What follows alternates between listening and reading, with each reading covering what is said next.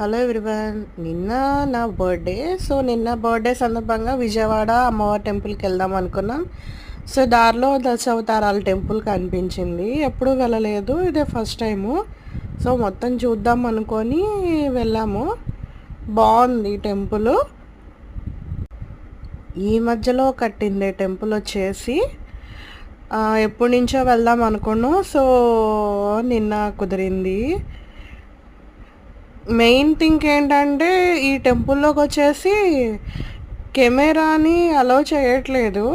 బయట వరకే తీయగలిగా కానీ లోపల మాత్రం అలో చేయలేదు.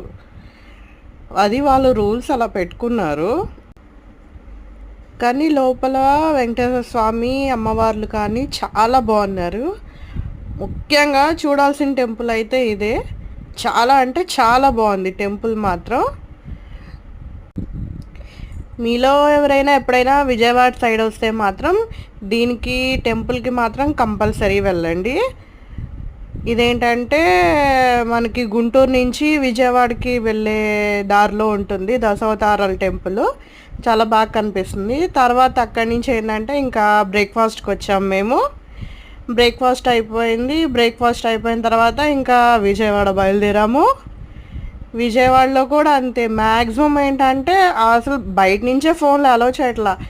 ఇది కార్తీక మాసం కాబట్టి చాలా క్రౌడ్ ఉంది ఫుల్గా.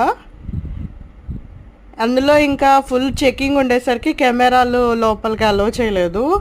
సో ఇది కూడా అంతే, బయట ఎంట్రీ వరకే తీయగలిగాను వీడియో. ఇంకా అంతకుమించి ఏమీ చేయలేదు. లోపలికి వెళ్ళి దర్శనం చేసుకొని అమ్మవారిని చక్కగా బర్త్డే సెలబ్రేషన్ చేసుకున్నాము. వచ్చిన తర్వాత ఫుల్ హ్యాపీ. అమ్మవారి దర్శనం అయితే చాలా బాగా జరిగింది. Bye everyone.